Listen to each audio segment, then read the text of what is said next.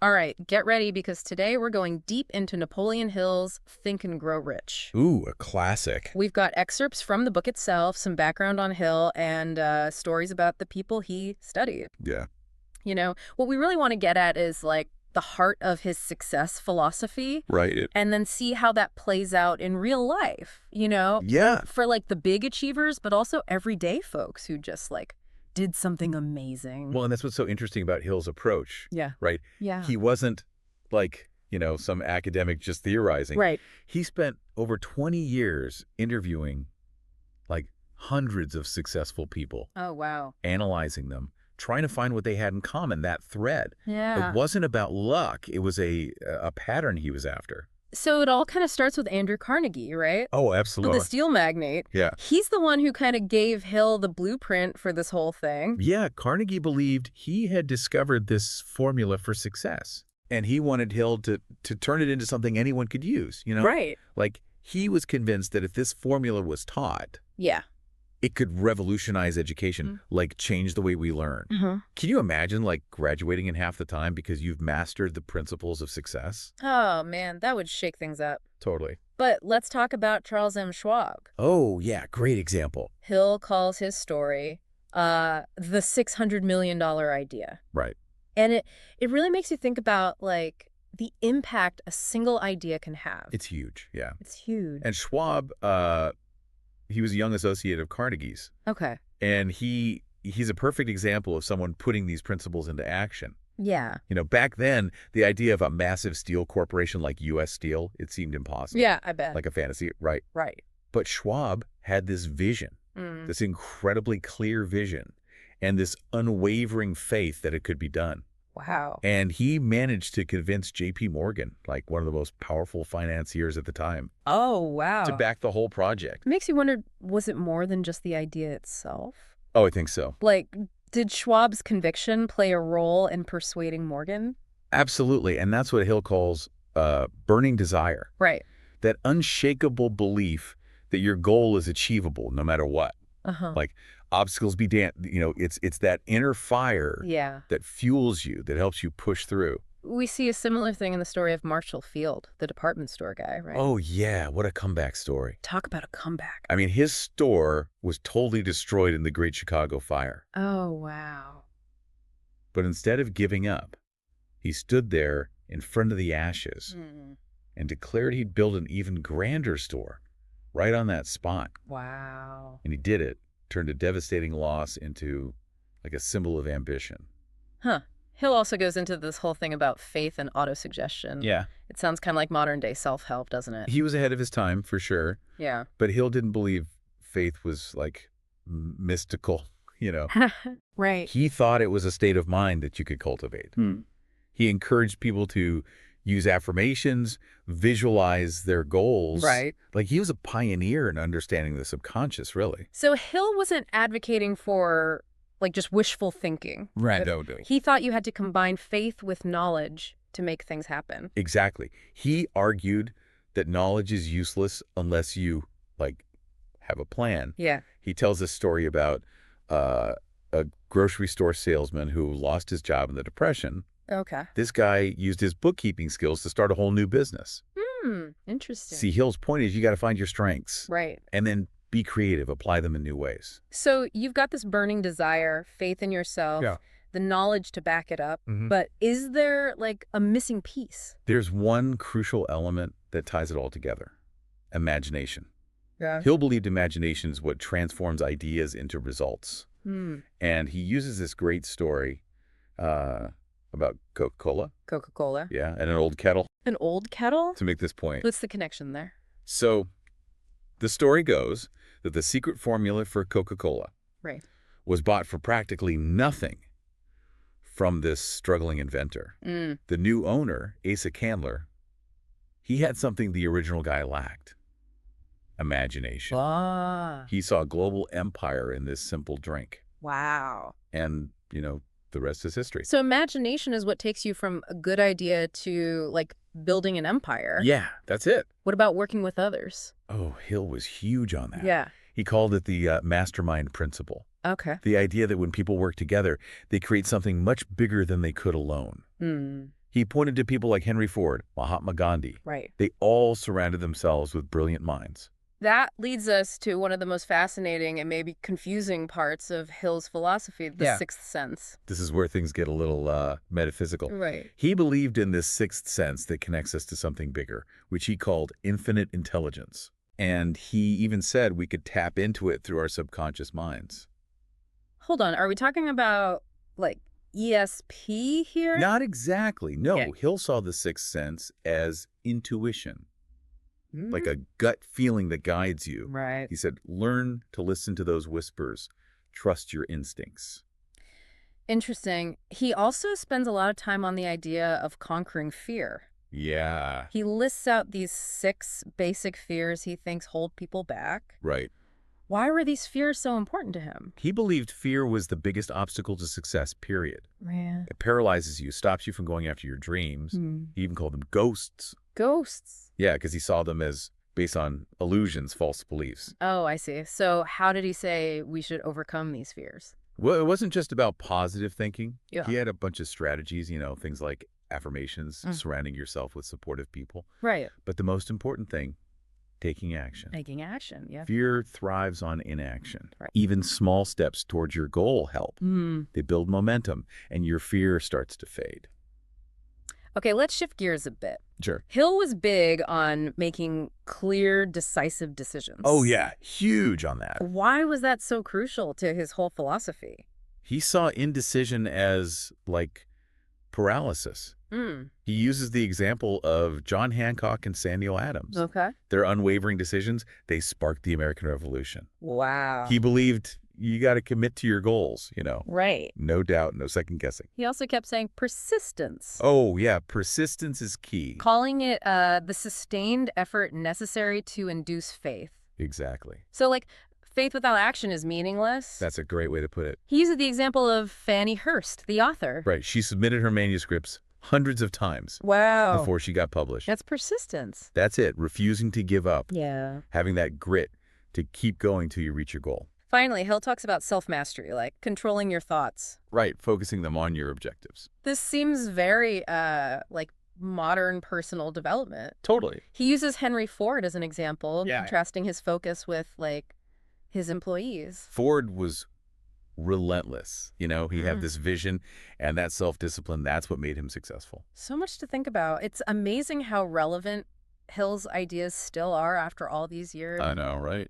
What are some of your main takeaways from what we've covered so far? Well, what strikes me is how connected all these principles are. Yeah. They work together. Yeah. They build on each other to create this powerful framework for achieving anything.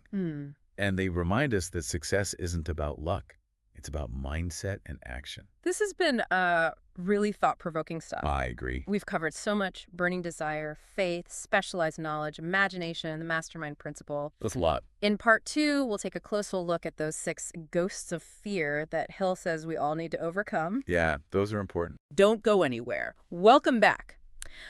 Last time, we kind of set the stage for Napoleon Hill's principles of success. Yeah. And now we're going to tackle those 6 ghosts of fear Oh, right, the ghost. that he thinks can sabotage our efforts. It's like a guide to facing those inner demons. Yeah, those inner demons that Yes. hold us back. Exactly. So let's shine a light on these fears. Like, what are they all about? Right. What's the first one Hill wants us to be aware of? Well, the first one, and probably the most common, is the fear of poverty. Oh, yeah, that's a big one. Hill argued that it's not just about a lack of money, Right. but a mindset, a belief that there's just not enough to go around. Like a scarcity mindset. Exactly, a scarcity mindset. Hill knew about this fear firsthand, right? He did. He wasn't always the successful author we know. Right, he had his own financial struggles early on. Mm. So he understood how crippling that could be. Yeah. But he also saw how that fear could become a self-fulfilling prophecy. Oh, interesting. Like what we believe about money actually shapes our reality. So how do we break free from this fear of poverty? Good question. Is it just about, like, thinking positive thoughts about money? It's more than that. Hill called it cultivating a money consciousness. Money consciousness. A deep belief that wealth is possible, that you're worthy of it. It's like shifting your mindset from scarcity to abundance. That's it, yeah. He also listed like symptoms of a poverty mindset. Yeah. Things like procrastination, negativity, lack of confidence. It seems like that could hold anyone back, not just people who are struggling financially. Oh, absolutely, these negative thought patterns. Yeah. They can trap us in a cycle of scarcity no matter what our bank account says. Right. So it's about breaking free from those limiting beliefs. Exactly. And embracing a mindset of possibility. Yeah, abundance. All right. So we tackled the first ghost. Right. What's next on Hill's list? The second fear is one that I think we can all relate to. Yeah. The fear of criticism. Yeah. Who hasn't felt that? Right. Hill said this fear can paralyze you, keeps you from taking risks, from being yourself. He even suggested that something as common as baldness. Baldness. Yeah, could be linked to this fear. That's a pretty bold claim. It is, he said. Many men wore hats, not for practicality, Right. but to hide their baldness, Like, they conformed to avoid criticism. Even if it meant, like, being uncomfortable. Yeah, exactly. So he connected this fear to everything. Everything, from what you wear to what you say. Wow. So how do we overcome this fear of criticism? Well, Hill emphasized self-reliance, Oh. trusting your own judgment, not letting the opinions of others control you. So it's about having the courage to be yourself, even if people don't like it. That's it. Hill believed that real success required the freedom to express yourself, your talents, your ideas. Without worrying about what others think. Exactly. All right, let's move on to the third ghost. Fear of ill health. Oh, that's a big one these days. Yeah, especially with all the health anxieties around. It's everywhere. Hill understood the mind-body connection. He did way before it was popular. He did, yeah. He believed that fear of illness could actually make you sick. Ah. And he was pretty critical of, like, the patent medicine industry back then. Oh, yeah. What did she say? He thought they exploited people's fears to sell them useless cures. Hmm. Hill believed true health came from a positive mental attitude. Okay. And focusing on prevention, not dwelling on what might go wrong. So it's not about ignoring health concerns? No, not at all. But approaching them from a place of empowerment, not fear. That's right. Taking care of yourself. Yeah. But not letting fear control you. Okay, on to the fourth ghost. Fear of loss of love. That one's a heartbreaker. This one seems to get at, like, our need for connection. It does. Hill thought this fear often came from insecurity. Like a fear of being alone, unworthy of love. He even linked this fear to the dynamics between men and women. Oh, yeah. Yeah, he suggested that the pursuit of love often becomes this, like, power struggle. Interesting. So what was his take on that? He observed how societal norms create this, like, environment of competition and insecurity in relationships. So how do we overcome this fear of losing love? Another good question. Is it just about finding the right partner? Hill said it was about cultivating self-love, a sense of inner security. So, like, when we value ourselves, Yes. we become less dependent on others for validation. Exactly, and less afraid of rejection. Okay, we're getting close to the end of this list. What about fear of old age? Yeah, aging. This one seems to reflect, like, societal anxieties about getting older decline. Yeah, definitely. Hill recognized that this fear was often about money. Right, financial security. Yeah, and declining health. Uh-huh. But he also saw how, like, the stories we tell about aging, they contribute to this fear, portraying it as all downhill from there. Right, like you're just fading away. Exactly. How do we challenge this fear of growing older? Hill was all about lifelong learning, personal growth. He believed aging could be a time of vitality.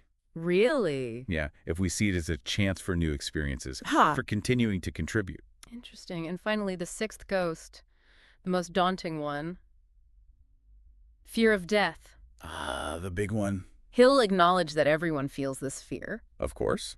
But he argued that it was made worse by, like, religious dogma and cultural narratives that make death seem terrifying. Like something to be avoided at all costs. Exactly. He even suggested that people who haven't been exposed to those beliefs are often less afraid of dying. That's interesting. Hill thought our fear of death often comes from not understanding what happens after. I see, the unknown.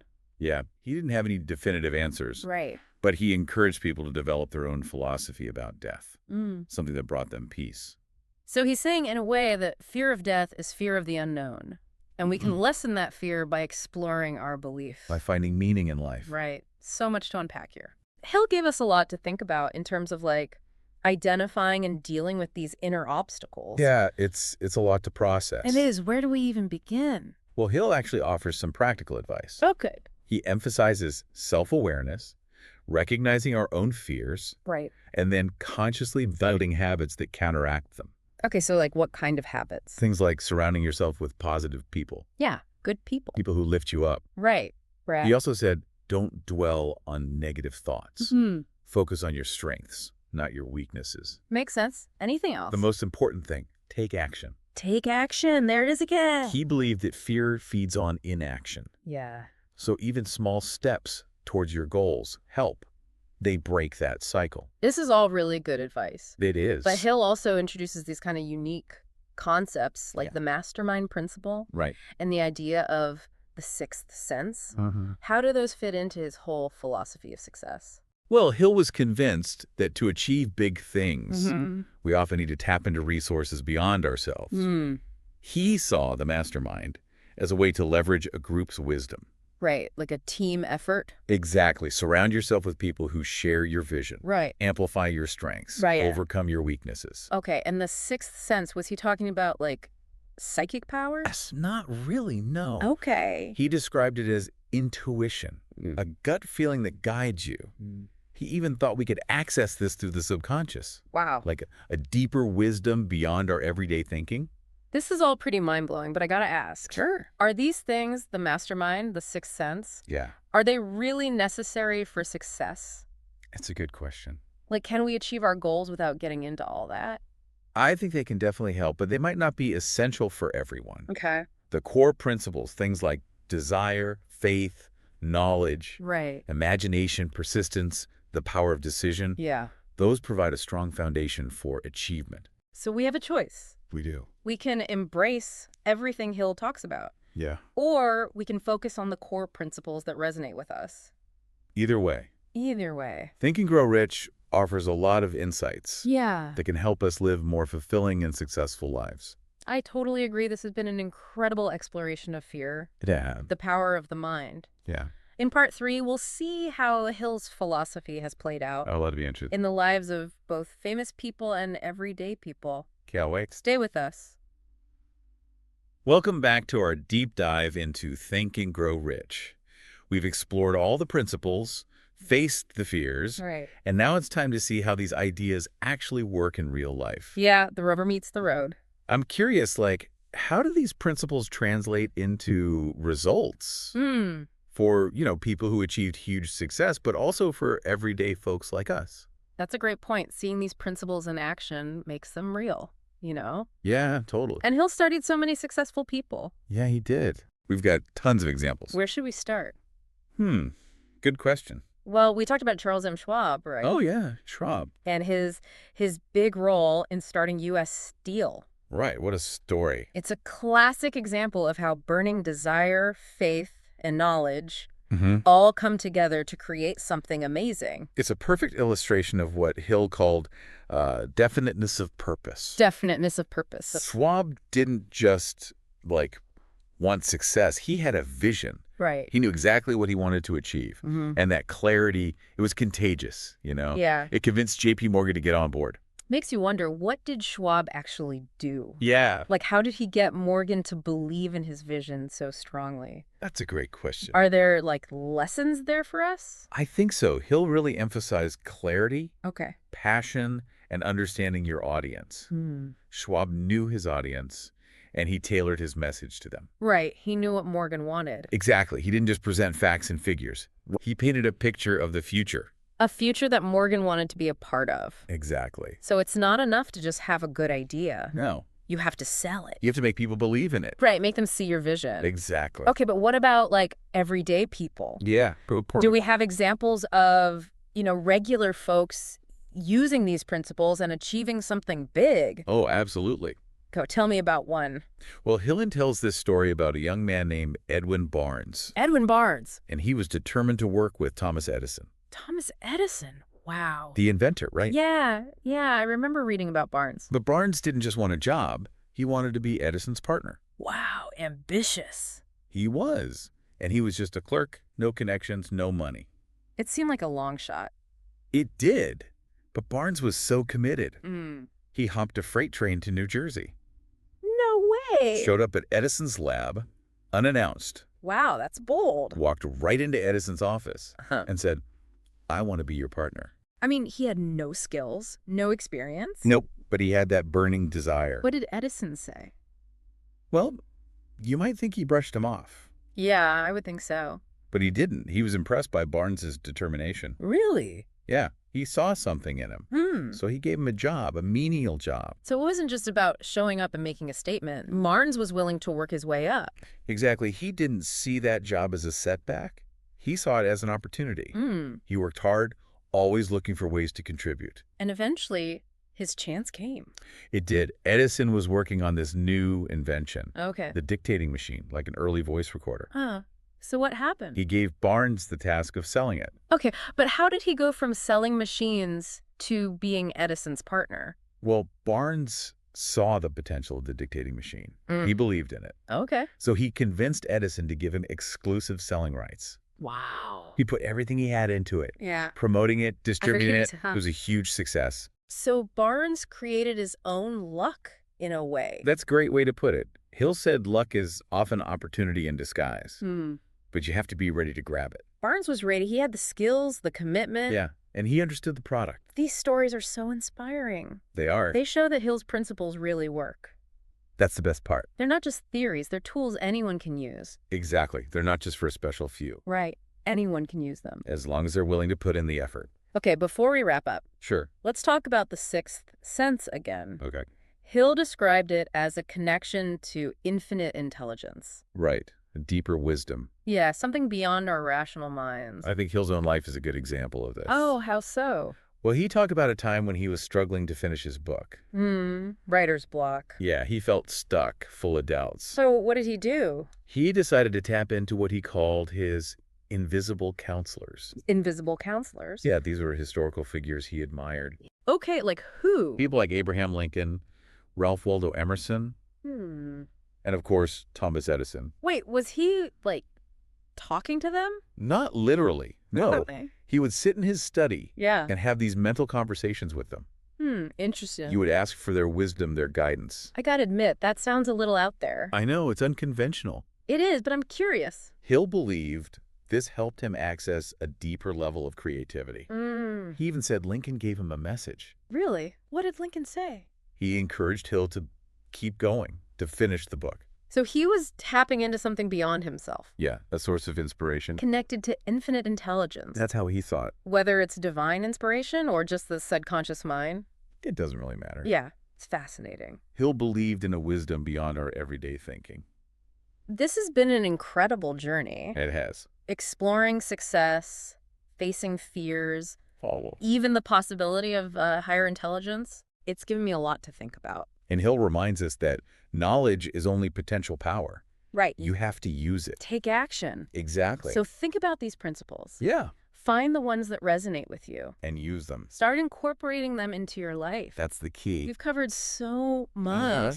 Burning desire, faith, specialized knowledge, imagination, persistence, the mastermind. It's a lot. It's like Hill gave us a blueprint for achieving our dream. He did. But the most important ingredient is belief in yourself. That unshakable conviction that you can do it. That's a powerful message. It is. So as we wrap up our deep dive into Think and Grow Rich, I want to leave you with a question. If our minds are really connected to this infinite potential, what's possible? What can we achieve? What kind of life can we create? It's an exciting thought. It is. Think about it. Embrace these principles and unlock your potential. You got this. Thanks for joining us.